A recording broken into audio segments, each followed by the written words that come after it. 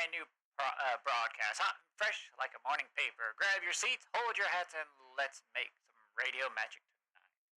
We are back with some more horror stories for tonight, and I actually have some pretty decently long ones for once.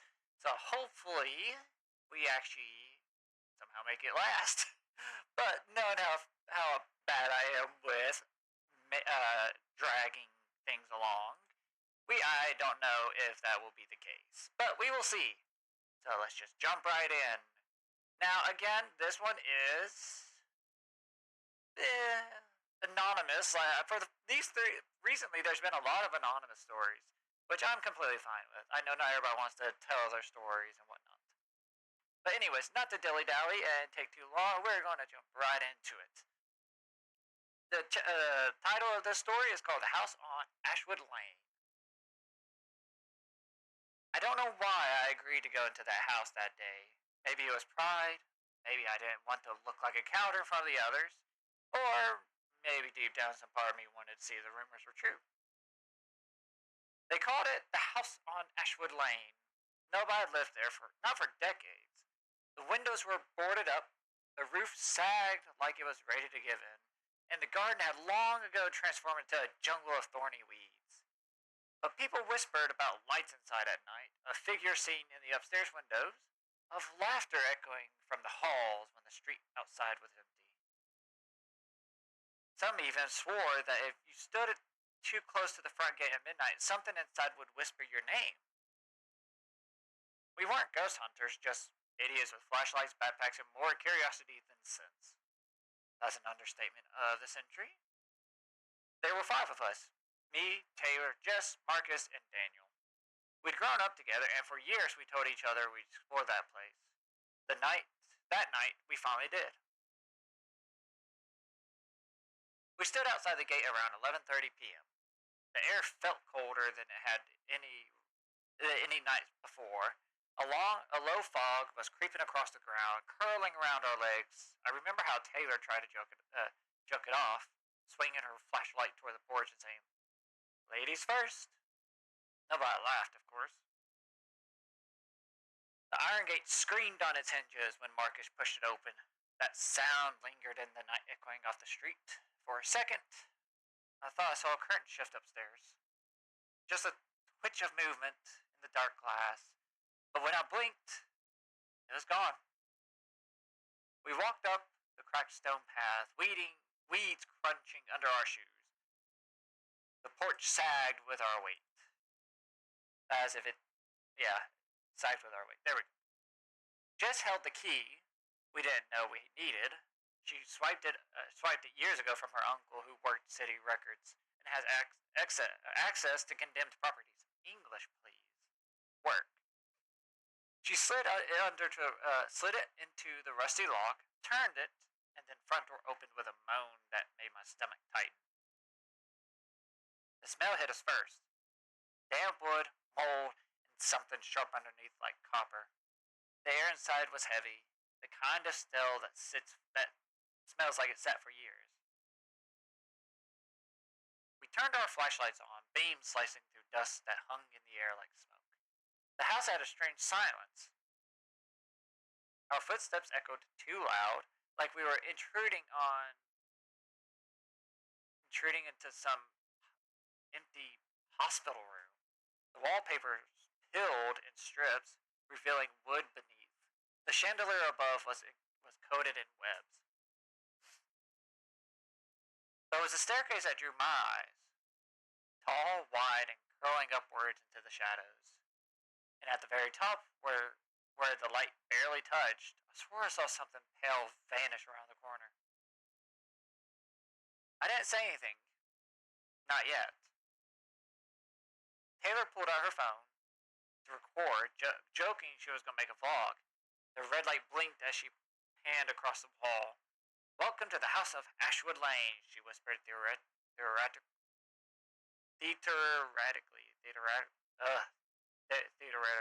That word.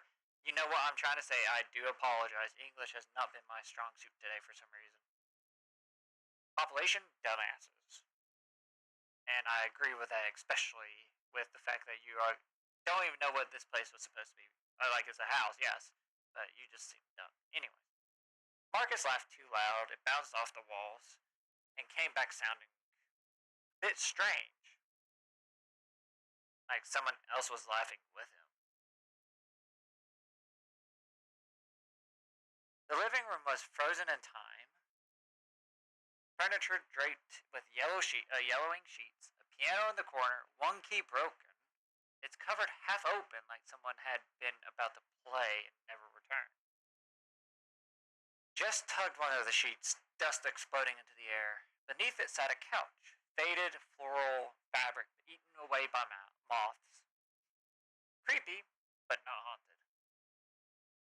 We wandered toward the dining room. The long table still had plates on it, though they were cracked and discolored. Silverware lay scattered, some rusted black. One chair was toppled on its side, legs broken. I leaned forward, or I leaned closer, and my beam caught something carved into the wood on the table. Letters, scratched deep. It looked like a single word, but I couldn't make it out. My stomach sank, and before I could say anything, Marcus smirked. Maybe it was just a prank, he said, running his hands over the letters, but his smile didn't reach his eyes. Daniel found the door behind the kitchen. Bet there's wine down there, he joked. The stairs creaked under us as we descended. The smell grew worse, mold mixing with rot. My flashlight flickered across the stone walls lined with shelves, empty jars, a rusted saw, a wooden chair in the corner tipped over. And then the cold hit. A sudden wave like we'd step into a freezer. Our breaths fogged in the beams of our light. Taylor swung her phone around to film, but the screen glitched. Static lines crawling across it. She cursed under her breath. Then somewhere behind the shelves, a thud. We froze. Rats, Marcus said, but his voice was shaky. The sound came again. Heavier this time. Let's go back upstairs, Jess whispered, already climbing. The staircase groaned with every step as we ascended. I tried not to look up, but my eyes betrayed me. At the top, I saw a figure, a tall, thin, leaning over the banister. But when our beams hit it, it was gone. The hallway stretched long, lined with doors. Wallpaper here was darker, impelling and curling sheets. The air was suffocating. We opened the first door, a bedroom. The bed frame rested, mattresses collapsed in. A mirror on the far wall cracked through the middle. Daniel stepped inside, sweeping his light. When it landed on the mirror, I swore I saw something move in it. Not us, not our reflection. Something standing just behind him. I shouted his name, and he spun. Nothing there. But when he looked back at the mirror, the crack had deepened, a jagged line splitting the glass further down. We didn't linger in that room much longer. The next room was a nursery. The wallpaper was faded with little ducks and stars. A crib set in the corner half collapsed, a mobile hung above it, one toy missing. As soon as we stepped inside, the mobile began to turn. Taylor whispered, "Do you feel that?" And I did. The air was humming, vibrating like a low note just under hearing. My chest ached. Then, clear as day, a giggle. A child's laugh, faint, but real, drifting from the crib. We bolted. The last door led up narrow steps to the attic, but then the tension had us all rattled, but none of us wanted to be the first to suggest leaving. Our stupid pride again. The attic was worse. The air was thick, suffocating, and our lights caught old trunks, torn wallpaper, stacks of books wrapped with water, warped with water. And in the center of the floor, drawn in something dark, was a circle, symbols carved in it. Now, real quick, that's where I'd be like saying, nope, nope, nope, and I am out. Jess whispered, nope, I'm out here. She turned for the stairs, but the door slammed shut. Hard, the sound boomed through the attic, rattling the beams. Taylor dropped her phone. The recording light blinked as it rolled across the floor, settling on its side. Through its tiny lens, I saw shapes moving. Shadows darting, circling us. Marcus swore and rattled the door, but it wouldn't budge. Daniel shone his light at the circle. It's just paint, he said, though his voice cracked. And then came the sound. A voice. Low, whispering, from everywhere at once. It said our names, one by one, drawn out like it was tasting them. The beams of our flashlights flickered, and I felt something brush my arm. Ice cold and gone in an instant. Just screamed as her light went out completely. The shadows grew thicker, closer, and I don't remember how we got out. Maybe we kicked the door, maybe it opened on its own. But one moment we were trapped, and the next we were stumbling down the stairs, tripping over each other, bolting for the front door. When we spilled out onto the porch, the night air hit us like salvation. We ran down the path, past the gate, not stopping until the house was a shrinking shadow behind us. None of us talked much on the way home. Nobody wanted to admit what we'd seen. Taylor checked her phone the next morning. The video was still there, though most of it was static. But near the end, when the camera was on its side in the attic, the footage was cleared. For a few seconds you could see us in the beam of flashlight, but there's a sixth figure standing in the shadows behind us. Tall, thin, face pale as paper. We haven't gone back since. And I don't blame you. And that was the end of that story, and let's just say that was actually decently long. As I thought, these are pretty long stories for once, and I'm kind of glad because they actually do make time go by. But anyways, on to the next one because I don't have much to say to that besides you guys were just dumb. The title for this next story is called The Search for the Giant. I never thought I'd find myself in those woods, not in the dead of autumn when the nights bite harder than the days, but curiosity has a way of chewing through better judgment. A small group of us had decided to hike deep into the Cascades to find a place that locals only mentioned in whispers. The ridge of Black Pine Hollow. The place had a reputation. Some called it cursed.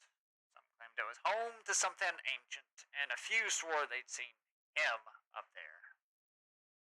Bigfoot. I didn't believe it at first, but the deeper we went, the heavier the forest felt, like the air itself was leaning in to listen to us. We were 5 in total, myself, Claire, the group's de facto leader with laugh too loud for these woods, her brother Anthony, and a pair of twins, Ryan and Jake, who had been obsessed with this legend since they were kids. We had gear, food, cameras, and a recorder. Everything you expect from amateurs playing at being explorers. What we didn't have was a plan for when the forest started getting strange. The first day went fine. The trail was rugged by manageable, but the sun cutting through the branches in golden streaks. We joked, we told stories, and we laughed too much. That night, after setting up camp on a small plateau, we sat around the fire as Anthony pulled out a battered notebook filled with sightings. Listen to this, he said, holding the light close. 1974, 2 hunters claimed they saw something 10 feet tall watching them from the trees. They said its eyes glowed red, embers, like embers. In 1991, 3 hikers went missing up here. Only thing they found was their torn up gear near the river. Claire rolled her eyes, and yet, here we are. Nothing's gonna happen. Probably just bears or people looking for attention. That night, I woke up to the sound of sticks cracking just beyond the firelight. Not the kind of quick snaps of small animals, but long, heavy crunches as if something big was pacing. I sat up, my breath clouding in the cold air, and saw Anthony already awake staring into the trees. He raised his finger to his lips, then pointed. For a moment, I thought I saw it. Shadow thicker than the night, too tall to be a man, standing still between two trees.